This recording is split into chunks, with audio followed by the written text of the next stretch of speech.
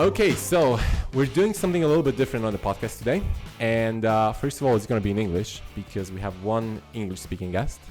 And second of all, there's going to be three of us, which it's been a while since we've been three on the podcast. So we have Nate, who most of the listeners know already because you've been on 2 episodes so far. And today, Nate is a guest / co-host. I kind of see him as a co-host now because he's the third guest who's on the podcast, Elijah. He's a friend of Nate's. And first of all, I would really like to hear some feedback from everyone who's listening to this because it's a different podcast. We have an international guest this time, somebody who worked for a lot of really impressive, some of the most interesting startups in the world.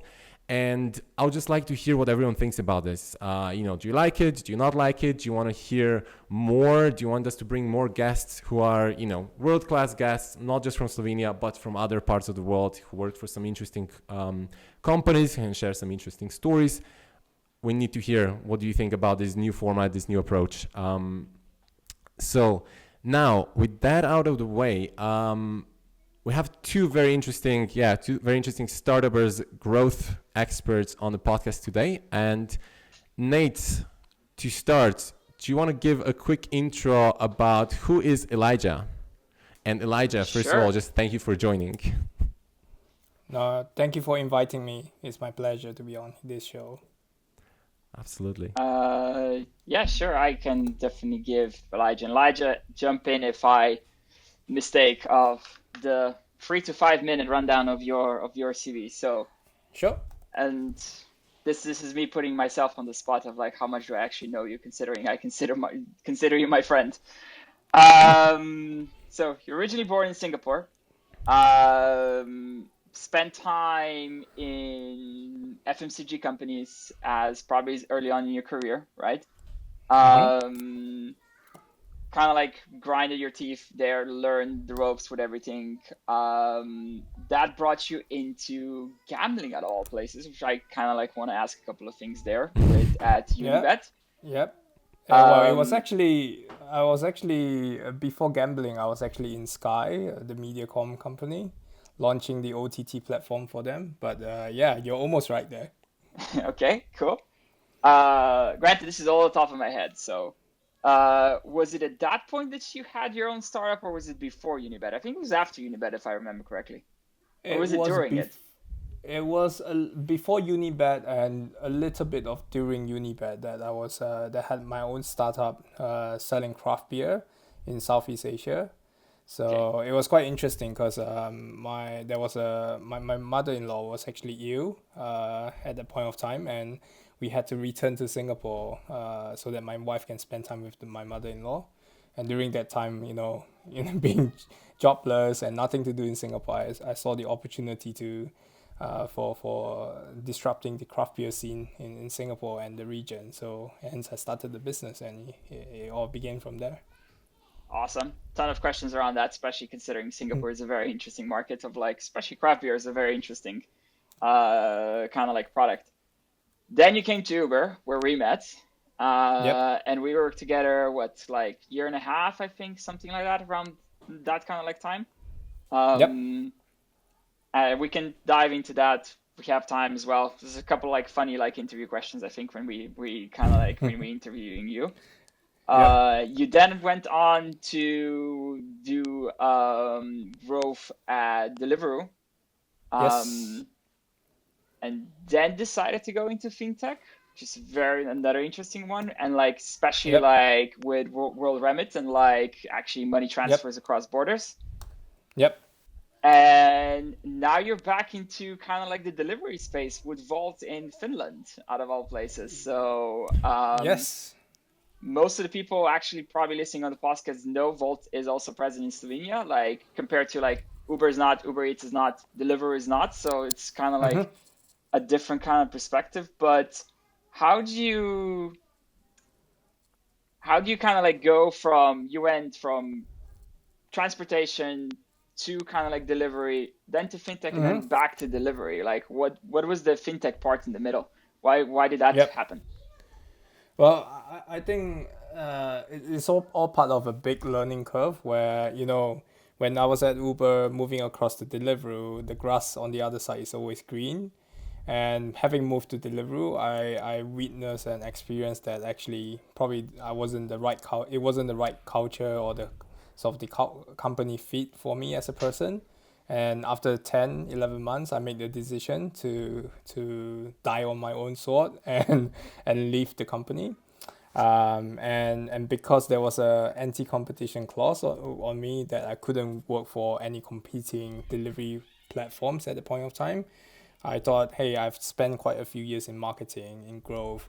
It might be good for me to take a short sting and go at operations in the ops role. And the opportunity at WorldRemit came by where, to drive the global ops in terms of the global growth on that side of the business, to see the business from the other side, to experience it. And I take it really very much as a secondment. And during that period of time, it was just about learning new stuff, experiencing life on the other side, which is non-marketing, taking in as much learning as possible. And it just, the opportunity at work came up shortly, just right after the COVID lockdown. And hence, I took the plunge with the support of my wife and moved to Finland. Cool. All right. How's kind of like the last year and a half then with Wolt? How has that been? Like, business is obviously doing great. Like, recent acquisition, massive. Yep.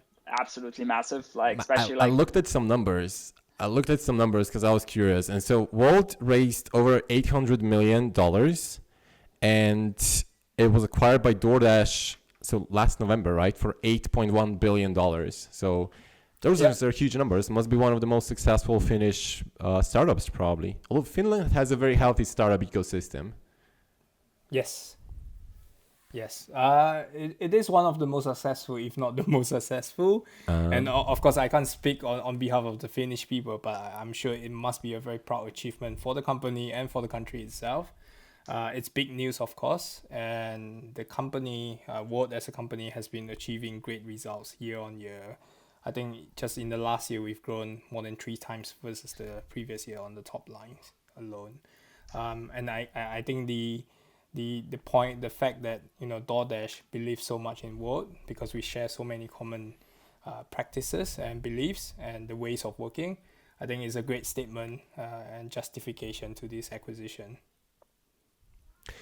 Why do you think, so I've seen countless food delivery startups, right? I mean, there's quite a lot of successful ones, but there are loads and loads and loads of them that were started and they failed. And I think for a while it was kind of a trend. Every sort of ambitious founder, they just started a food delivery startup or some type of an Uber startup, and many of them were unsuccessful.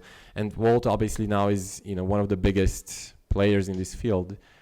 What do you think makes Wolt different, and what played those? Like why is the company so successful, right?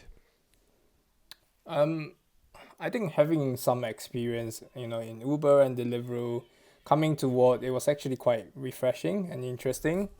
The emphasis on each and every detail, on the customer experience, and more importantly on the fundamentals, which is very different or slightly different to some of the predecessors I've been at.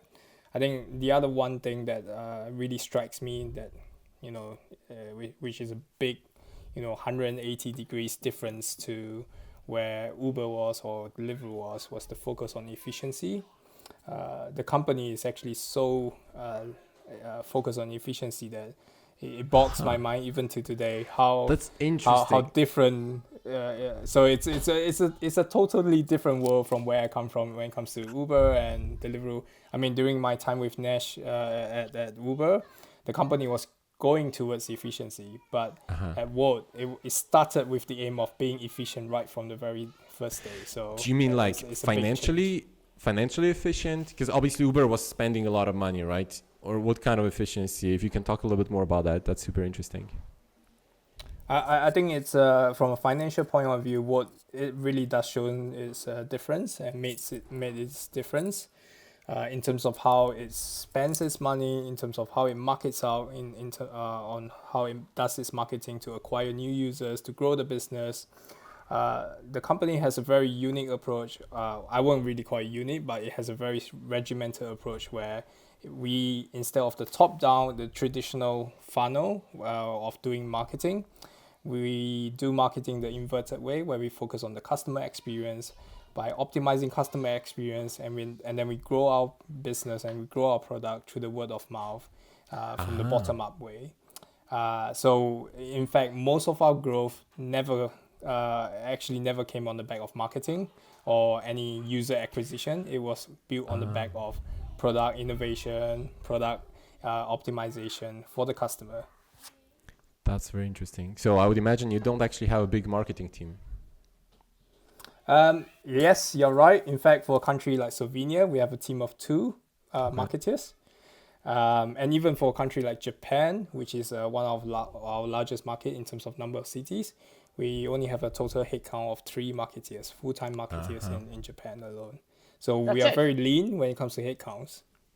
So how does this work then? If we go back to when we were in Uber, right? Like we had Uber, for reference for everybody listening in, has had a centralized and a decentralized model. And what that means is effectively you launch cities in a decentralized models means that there's always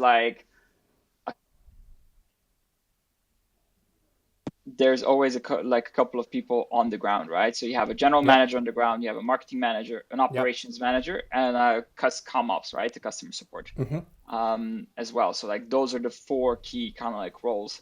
And then every city is a bit like a startup, right? And then once a region or a country matures a lot, a bit more, you start to centralize things, right? Because it turns out not every city needs a marketing manager, right? Not everybody is going to buy posters and ads on social media by themselves. It makes a lot more sense to be centralized from that perspective. And that's kind of where we were at that point of Uber's kind of trajectory. So where's Wolt? Does Wolt follow that model, or do you guys think about it differently, or how does that work? It's actually quite interesting. The operating model for Wolt started on the basis of Uber, because I think it was someone from Uber who came over to be the first COO for Wolt back then. And then a lot of the operating model, which you're familiar with, was actually adopted into Wolt. Of course, then we further evolve and into something that is uniquely Wolt. But very much we're still operating we're currently operating on the centralized model with a decentralized team in the markets, but not at the city level, but at the country level. So pretty much similar to what you have described. Interesting. Yeah, did you want to say something else? No, you can go for it. Otherwise, I want to switch gears a bit. So there's one thing that's related to both Wolt and Uber and other companies that both of you guys worked on, and it's a topic that I personally really like. So, which is performance, right? So I had a super interesting conversation, I think it was 2 episodes ago, with a guest who has a very successful business in Slovenia, and he's focused on performance a lot, his personal performance, his team performance, and so we talked a lot. It was super interesting about how do you make sure that you do your best? What is even the definition of performance? How do you ensure that your team can do the best? And both of you worked for companies that are growing, we're growing super fast, where you need to deliver all the time. So I'm really curious, how do both of you think about that, about performance? How do you even define it, and then how do you personally look at it? How do you think about it? How do you make sure that you perform, and how do you enable your team or help or coach your team to perform at a high level? Beyond obviously hiring people who are high performers, that's probably the step number 1, right? But A players hire A players, B players hire C players hire Z players, right? Yeah. That's always what it comes down to. That's probably rule number 1, for sure. I mean, ultimately that, right? It's like how do you grow the culture, from either grow for a product team or any other team for that matter, right? When it starts off at the beginning, it's this kind of almost like a flip of a coin of the people that you have in a startup, because the fact is that unless they're part of the funding team or one of the co-founders, they're not going to be the most experienced people, right? They are going to be mostly on the junior side, and some of those juniors will thrive. Some of them will be way out of their depth, right? So it's basically a coin flip almost, right? Because you can get some people that are early on in their career, they're like absolutely amazing. And like you would see like you have like at least 15, 20 years of experience the way they operate, right? And they know what they're looking for, they know how to hire. Whether like other people, they've never hired a person before. So what am I looking for? What are the pitfalls? And that's really, really hard to actually to know without you being aware, right? To being part of a culture that kind of like looks for certain kind of like things. So for me, everything's about hiring, right? Because like coaching A players is easy because they run towards problems. They don't run away from problems. They don't sit around. They run towards problems, right? They want to get more stuff done. When it comes to like non-performers, so like then kind of like a couple of levels down, you can already see, right, where you're spending more time of explaining things, more time of actually like hand holding of the whole thing, right? And it becomes this, I wouldn't want to call it trust issue, but it becomes this thing where you need to have something, right? So you take an example of, I don't know, performance marketing ads, right? You have an A player, they just roll with it, right? You just agree the budget with them, they'll figure it out, right? They'll figure out the copy, they'll figure out the A/B testing, they'll roll with everything, right? You don't have that one, and like you have the first doubts. You actually want to see, okay, cool, what copy are we using? Can I sign off on the copy? What creative do you have? Can I sign off on the creative? And it just becomes this kind of like weird thing where you're like, and you don't want to do it. That's the thing, right? You don't want to be that person that's kind of like consistently like goes around and actually like, I want to inspect your work because you feel like I'm a teacher in high school for some reason. Like I don't want to do this, but it kind of has to be done, right? Because like it's kind of like the quality control check. Totally agree with Nate. Just to add my point of view, after working in quite a few companies, I also come to realize that actually at different stage of a company's lifespan or the trajectory of the company, for example, Wolt, I always describe Wolt as still a company who's just learning to walk and probably starting to run now. But then, it's almost like a caterpillar evolving into a butterfly. And at each and every stage, you need different skill sets and different maturity of the employees that you hire into the business. And at times, sometimes you get employees that you hire right at the very start that grows along and scales along with the company, improving their skills, their experience, their management styles to feed the times.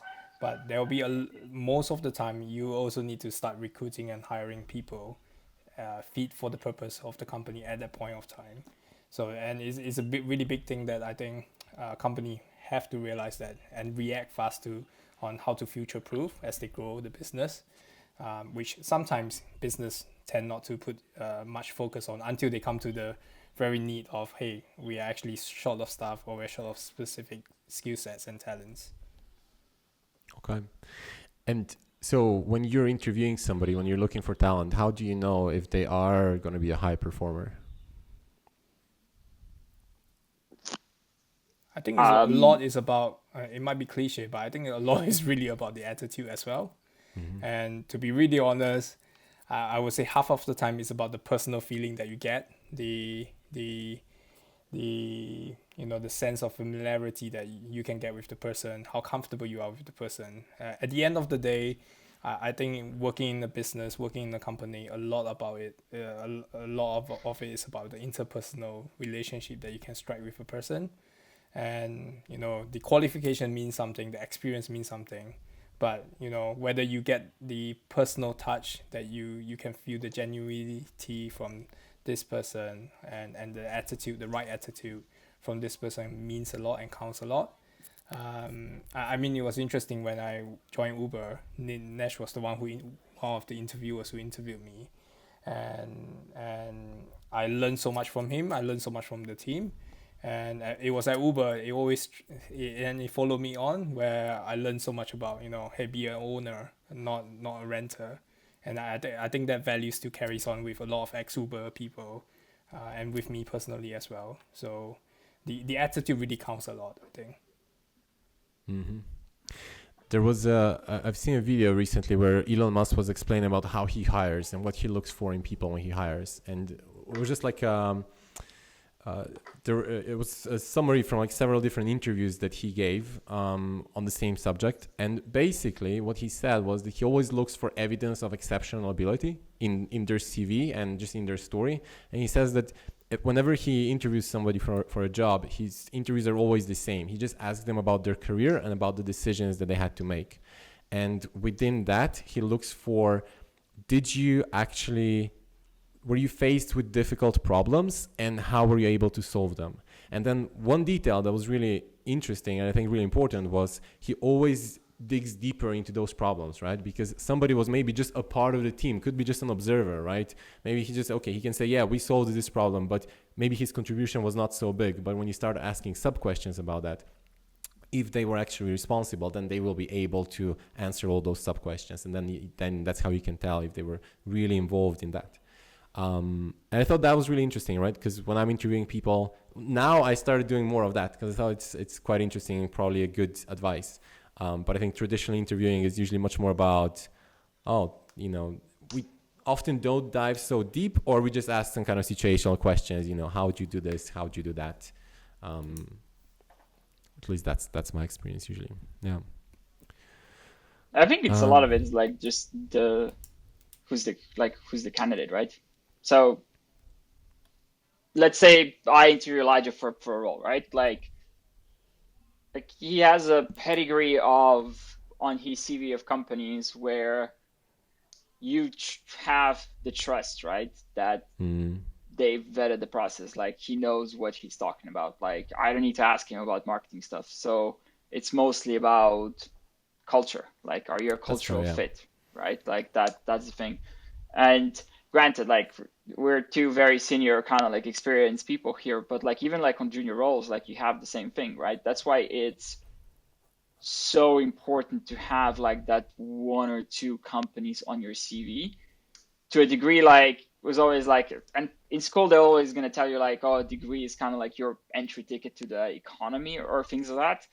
And I would kind of say yes, but if you want to go on the express train where all the fun happens, it's being part of one of these companies, right? And like, yes, it's hard. Yes, you're probably going to have to make a sacrifice of something to actually to get to be part of it, but then it accelerates it because you get that not just like personal experience, but also like what I would say CV experience, which counts a lot more than a degree, right? Because like especially for the people that are just like starting off, it's every university around the world is effectively the same thing, right? They're all going to boast they're part of like the top 50 of a certain ranking in the world of how it is. But the truth is, like, when you're interviewing people that are like recent graduates, unless they come from Ivy League schools of Harvard, MIT, I don't have any idea if a university in Czech Republic is better than a university in Barcelona. I have no idea. Like, so they might be, one of them might be way better than the other ones, but like ultimately 98% of the people of the world won't know, right? They'll know Ivy League schools and that's it. So the differentiating factor is of like, what have you done next to it, right? Have you done like an internship somewhere? Like, what is that X factor essentially, right? And like, that's how like you look into juniors, right? Can you solve problems? You show me that you can solve problems because you've done something on the side or you've done an internship for this company, for example, right? That's like has a certain pedigree as well. Yeah. That is so true because to be really transparent, I don't think I have the best of education since young. I didn't even know what was a university when I was studying back in Singapore. So my results weren't the best, and then I just had the opportunity to further my education in the UK, which wasn't the top schools as well, but I was really fortunate and blessed to be able to get a starting job in Procter & Gamble, which is a good name on its own, and from there it kicked off the rest the chain of events. So I guess I hope this can be an encouragement for people that the education doesn't mean everything. So if you don't have a right education right at the start, it doesn't mean it's the end. There's further opportunities, and it's about how you can make the best of your opportunities. Yeah.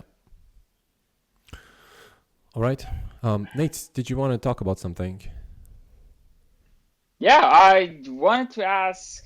I mean, actually, like, I have a question for you. How do you guys look at like talent from a freelancer's perspective, like at freelancer.com? So the talent of freelancers, No, not or like the just like for hiring, right? You asked us the question, so how about you? yeah, yeah.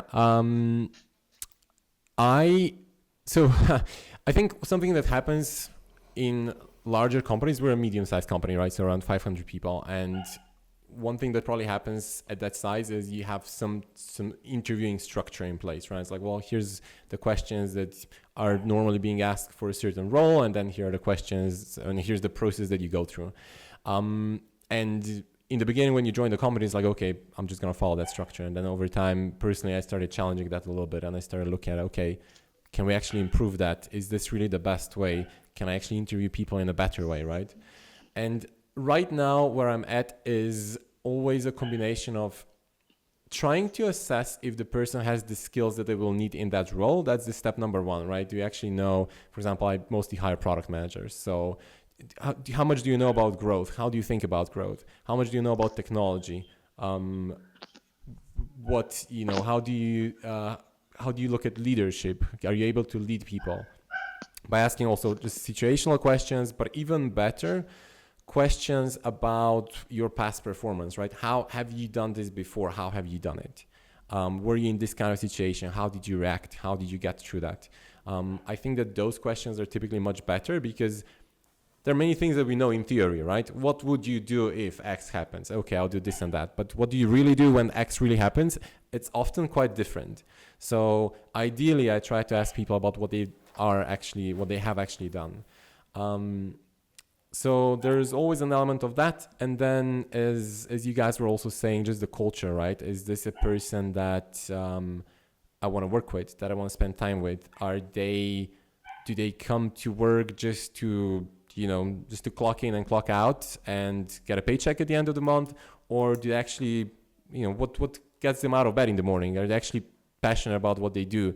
Are they going to really strive to do the best? So trying to understand that, and I'm still learning. I think hiring is hard, and it's always a journey to learn how to do better. But yeah, that's typically how I do it. Cool. Elijah, tell us about your startup story. My startup story. Nothing too fancy, and as I mentioned to you, both of you before, nothing comparable to the startups or the tech companies that we've worked with at present time. But it was a small startup. Saw the opportunity in the craft beer world to disrupt the market, where there was a gap there was an opportunity for European craft beers to enter the market in Singapore and the region of Southeast Asia. I had some contact from my days in Procter & Gamble, whom I've met in trade shows and stuff. So yeah, you never know who you need to get in contact with again years down the line. But it was interesting. Within 9 months of starting the business, it was a very traditional distribution business, opening up distribution in the market and different channels. There was a bit of online e-commerce as well, D2C. But within 9 months, we got to 1 million turnover, which was quite interesting. Way faster than I thought it would be. It was not bad at all. That's really great, actually. Yeah, so it was scaling really fast, and it was exciting. I learned so much from it as a founder, as the only person running the show. The repercussions of each and every little decisions that you make in this business, in this startup, how widespread your decision can become down the line. And I learned so much from it. The accountability, the responsibility, the attention to detail that you need in running a business. And there were good times, there were bad times. I sold off the business eventually, but you sold it. I took so much. Yeah, but I've sold it a couple of years down the line, and but yeah, what I really took out from it was the learnings and the experience that I gained across when I was starting up the business, running the business, or doing the operations and everything. But I guess if you were to ask me the biggest learning, there were mistakes I made, but there was also things that I regret not doing. I think one of the biggest learning I had, and I was just talking to my wife the other day over lunch, that, hey, if I were to be given a choice to do it all over again, I'll definitely start the business with a group of people or with a co-founder. Because doing it alone, it was interesting. It's like, I had the support of my family and friends, but it's the type of support the family and friends that will give you when you're doing a business, when you're starting doing a startup. Is very different from having a co-founder, having a group of people who share the same goal and objectives as you. And what happened was, as I do the business on my own, over time, it has impact on my health, on my family life as well. And it wasn't all very positive. There were the good sides and there were the bad sides, and the bad sides was really bad because I don't have a co-founder to support me. I don't have a team to support me. And to add on to that, there was a point in the business when I was doing the business, we were scaling fast, growing fast. In fact, a lot of the growth came organically with minimal marketing spend. And I had an injection of new funds from some investors and some capital. I think I made the wrong decision because instead of investing to build a team, I hesitated and decided to invest back into the business, to grow the portfolio, to grow different verticals, to grow looking at the top line rather than trying to build a team to support the business and to support the growth. And I think this is still so relevant to today in all the businesses I've started working for, that actually every business needs a strong foundation, a strong team to support the growth. You can't just rely on because the business there's product market fit and then you just rely on organic growth throughout to last permanently. So there was one big learning which I guess comes into good learning and builds up the experience that I've gained. Yeah, the thing with co-founders is very interesting, and the best advice that I can give people, I think, is just think about it as dating. Because as you said, doing it alone, like being a solo founder, is incredibly hard. I mean, okay, that's besides the dating aspect. I mean, being alone as a founder is incredibly hard, and if you find somebody who's a good co-founder, it's really, you can see the 1 + 1 = 3 kind of formula, right? You can really do so much more and so much better if you find someone who's the right fit. On the other side, if you find somebody who's not the right fit, it's a problem, right? It can end really badly. So it's definitely a good thing to have 1 or 2 co-founders, but you also need to be very careful who you partnered with and just do a little bit dating before you actually jump into bed or jump into marriage, right? Before you take it too far. Why did you decide to go into multiple markets already so early on? As you said, you were in Singapore, Malaysia. Yeah, I was in Singapore, Malaysia, and we dabbled a little bit in Hong Kong, and a little bit in Indonesia. But it was just, besides domestic growth in your home market, if you call Singapore the home market, to get the exponential growth, you have to look internationally to get that scale up, right? And Singapore as a market is huge, but it's nowhere as big as the opportunities that you get in a market like, Malaysia, Indonesia, when it comes to the population, when it comes to the size of opportunity. So that was when you really have to say, hey, let's give it a try to grow those areas. But like I say, I made the choice to try to grow into those markets without establishing a good foundation of having a strong team to build on the early success that we had. And I guess that was then came the difficult parts when as you're trying to manage too many things by yourself. Maybe I was overestimating my capabilities, and that's when it got too tiring. And further down the line, I had to make the decision to say, hey, do I want to continue this on my own, or do I want to get another new round of investment and then try to do it over again and start securing the team? But by then I was way too tired. I was, as I said, my health took a toll, my family life took a toll, and I was like, no, I mean, I have to prioritize myself and not the business. And learning to let go was also a big thing to say, hey, I've done what I can. I've learned everything I can. It's time to call it an end. I don't think I don't think there's any shame in it, but it's more about, hey, being able to accept what you've done your best, and then you are taking valuable lessons out of this 2 years experience, for example.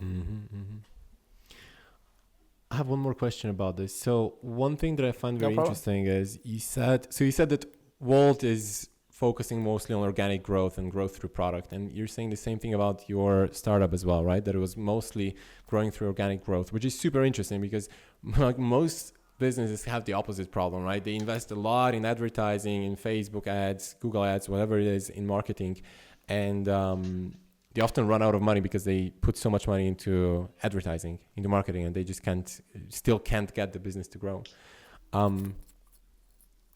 How do you get to that? So obviously, I guess the first step is you need to have an exceptional product. I would imagine that that's the first answer.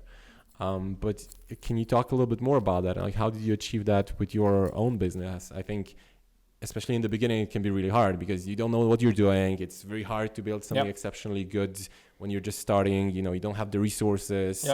Hundreds of reasons why it's hard to build something exceptional in the very beginning, right? Yeah, I think for my own business, I think it was really about understanding the customer needs, the consumer needs, the very, what do they actually want from the product, from the beers that I'm bringing in exclusively, to be at the forefront of what they want and what they really need, and to be able to cater to that. And once you understand what they need, you're able to best customize or cater your selection for them. At that point of time, craft beer, what I was trying to expand and export into the market, that really fueled the growth and the sort of the word of mouth and then the sales just came in on its own. So it's really down to understanding what the market lacks, what the market needs, what the consumer needs. And that also applies to Wolt. And of course, I'm not saying that 100% of all Wolt's growth comes organically. Now we also do the traditional performance marketing. In selected markets, we also do the top of above the line campaigns and invest in above the line where needed, because not all growth comes organically in all cases. And then there are times where we have to make strategic decisions to invest where needed, because maybe it's because of competition, maybe it's because of local cultural needs and differences. Then based on that, you differentiate and you try to, overcome the barriers through different types of marketing or different tactics and strategies.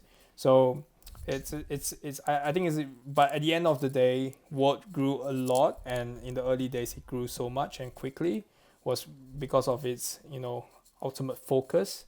Our founder, Wolt's founder, Mickey, he's famous, or he's known for, saying, referring to Ford focus, because he's adamant that, if we're focused on the consumer, focus on the consumer's experience, which Wolt is really well known for, because no other companies can claim that, they're able to answer, to do a support for customers within the 1 minute, 60 seconds time frame, to be able to provide the personal touch, the quick support, answering any help or backup to any orders that you have made. So and Wolt has managed to achieve that, and that was what it was really focusing on, the customer experience in the app, the customer experience after the order, throughout the whole journey of the customer experience. Wolt has been really focused on making sure that it's making sure that the customers comes first and the customer's experience is optimal, and that was the foundation which built the rest of the business. And then from there we started to invest in other areas of marketing. Were you the target audience, or did you just do a lot of interviews and a lot of research to better understand the customer, or both?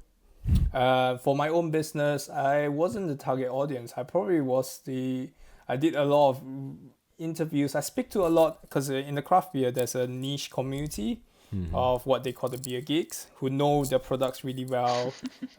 Even before the products come out, they know what's going to be upcoming. They know what's the best brewery, who's the in breweries. And I had a close-knitted group of, I guess this group of craft beer geeks, if you may call them, that, you know, feeds me with all this information, and I learn so much about the category. I learn so much education about the different types of beers, the different types of, you know, the styles of beers and stuff, and what's the in trend and what's going to be the upcoming trend. And then from there, you just really pick up all these insights. And it's actually no different from doing in the current days where you're doing a consumer research, a focus group type of thing, right? But that you're doing it over a drinking session maybe, or a chat, sort of over a meal with this group of people who are really, you know, interested and, you know, into this genre of stuff. Pretty much like how Nesh is very into crypto. And then he's probably the person that you can go to for anything related to crypto. Please don't tag me on Twitter and with crypto questions. Not right now. Maybe in better times. You also see a sea of red when it comes to crypto in the last few weeks, like we all do. Well, people will say that it's a sea of opportunity, right? It's the time for opportunity. When It's there's a discount. Yeah, you can buy it on a discount right now. So buy. It's not financial advice podcast. Not financial advice. Well, just make sure the audience know that they have to do their own research. Exactly. Elijah, you lived in so many different countries, right? So you experienced like so many different cultures. How's the world culture, like the work culture? How's that changed, like for everywhere that you lived? And which one was kind of like your favorite? My favorite. Well, I spent the most of my working career in the UK. It really depends. I think it depends on the type of company and the type of sort of the backbone of the company that forms the culture. But I have to say I'm really enjoying my time at Wolt. The company, the culture is really transparent, straightforward, to a point that, you know, you can really be blunt and honest with each other, and you don't get any repercussion for it. And at the point when we were at Uber, I really felt that as well. That, you know, we were really honest with each other. Where I could say, hey Nick, you're shit, and probably Nesh will be okay with that. And of course we don't do that. But excuse the language. But I think besides Wolt, where I'm really enjoying the team spirit, the culture now, and the sense of autonomy that, you know, the leaders give to the people in the company, and the transparency. I think the other company I really enjoyed was Uber. You know, despite all the controversy publicly Uber had, I think there was a really strong team spirit, at least among our team, that I felt. And I really enjoyed the time working with this group of people that I still cherish till today. But besides that, then when it comes to different type of cultures, where do I really enjoy? I think companies where you tend to have a wider mix of different nationalities or different people from different cultures, especially across the vast Europe, is really great, because then you don't get a singular type of culture that is forming the basis of it. And for example, in Wolt, because we are across 23 markets, and there's no dominant nationality apart from in Finland, where you get a bit more Finnish people, but in general, the whole company is just pockets of different nationalities and cultures. It's great. It's great learning experience, and people are more free. Whereas I've worked in companies where it's predominantly British or predominantly one culture, it can get a bit stressful for someone like me, where English isn't my first language, and I struggle a lot with that when I first moved to UK. I was totally lack of confidence, and it hurts at times, even when I've been in companies where people actually snigger at your at my English or my wrong pronunciation. It does hurt me as a person. It's like, it's not even my first language, and sometimes I still think in my mother tongue before I translate into English as I talk. And people don't really see that side of when they make fun comments or about someone's English efficiency, which I think shouldn't be the case, and but it does happens. Well, I think also for the business, if the business wants to scale globally, I think actually having different cultures is very important, because you build that mentality within the company that different cultures still think differently, right? Even within Europe is so different country to country, right? If you look at the Northern Europe, Southern Europe, but then I don't know if you want to expand to like Asia or the US or Latin America, right? Very different markets, very different mindsets. So I think it really helps if you're looking for international expansion, to have an international team. But I love Finland, by the way. I have a lot of friends from Finland, and shout out to anyone who's listening from Finland. And it's one of my favorite countries, probably. It's super cold right now, so I would not want to be there now. But in the summer, it's great. And just I love Finnish people. I spent a lot of time with them. Went to this long trip to Brazil many years ago, and it was one of the best experiences of my life. And they're great. And I know that the startups ecosystem there is really good, and there's a lot of extremely driven people, extremely smart.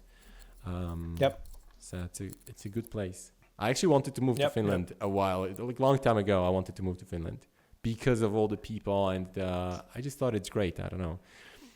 A lot of the things there seem to be really good. It's never too late, and I'm sure we'll open our arms for you. But you're absolutely right. I love my Finnish friends. Some of the best colleagues I have at work now are the Finnish people, and they are, once you reach a point of relationship with them, you're probably friends with them for life type of context where they're really good people and very honest and straight to the point, which makes work much easier, right? You don't want to work with people who's passive aggressive, or you don't want to work with people who's a bit wishy-washy, but working with people who's really straight to the point, transparent, that really helps.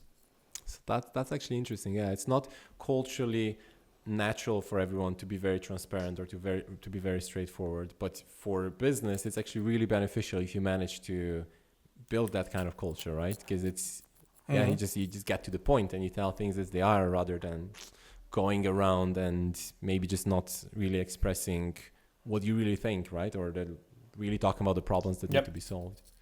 So that's a good point. Okay. Cool. So one topic I want to talk about a little bit is both of your fintech experience. I don't know, Nate, did you have any other question before we go to that? No, it's kind of wrap up with that question, I think, before I have to bounce. So, but yeah, let's go into your question. You've got how much more time, Nate? 10 more minutes? I've got like 4 or 5 more minutes. So we got time 4 or for 5 more question, minutes. I think. Yeah. Then I would actually prefer to go into something else. We usually end the podcast with opportunities. Where do you see opportunities right now? Elijah, I didn't tell you about that in advance, so I don't know if you probably don't have anything prepared. But I guess the question is, for any founder or any ambitious person who's listening, where do you see opportunities? And that can be in two ways, considering your background. That can be either as a business founder or an aspiring founder. Where do you think there are opportunities right now to start something new? Or just in marketing. Obviously, that's your expertise. That's where you've been your whole life. What's hot or what's becoming hot in marketing right now? And Nate's obviously, you got a very similar background, so if you got any new ideas to bring, you can add that as well. That's a really tough question, I have to admit. And coming unprepared, I do have to think a little bit about it. I don't want to do I don't want to do your questions injustice by giving you random answers. Yeah. I'll. I should have sent this to you earlier, but that's okay. Nate, do you have any ideas to fill in? Otherwise, No, we'll do I think something else. I've shared this. Like for me, it's like all about Web3, right? And like Yeah. where the opportunity lies. But yeah, I think there still is kind of like the interesting part of like Elijah's career is basically built on like bits and atoms, right? So like doing bits on the online and then moving atoms in the real world. I'm way more into the bits piece of like being online, but I think that's like a very interesting path of. I think fundamentally the way we eat is massively changing, like not just like going to restaurants and things like that, but also like the type of food we're eating, and that's constantly evolving. Like, I mean, you look at like my favorite example here is like you look at the banana and like everybody thinks the banana was always this fruit, and it was like no, we genetically engineered the shit out of that thing. like the original had like big kind of like things like inside of it that are like were unedible. It was actually a bit bitter. It was way smaller. Like was completely different food that we engineered like to up until today. But I think there's always going to be like this like food delivery niche that was kind of like confined to a pizzeria and like a delivery driver on a Friday, Saturday. That's way bigger. I think there is kind of like a big stepping stone in between that kind of like in the thing of how do we have, maybe it's not like fully delivered in one go. Maybe it's delivered, let's say you get the meals for the day delivered or something like that. That's I think more kind of like in bulk, which some services are like trying to do, but I think it's yeah, the market will always exist for like I want something right here right now, but I think there is like a bigger picture as well, like the way we shop groceries to, but not just that, but like getting something from that. I think we're ultimately going to be more and more busier, and we're going to spend less and less time cooking, and cooking is going to become this a hobby type of experience. So I wouldn't be surprised in like 30, 40, 50 years time, like there's apartment blocks that don't even have like a kitchen built in, right? I mean, granted, some places in Asia are like that, right? So like I think like Taiwan is like quite famous of like a lot of like buildings of like apartments not even having fridges.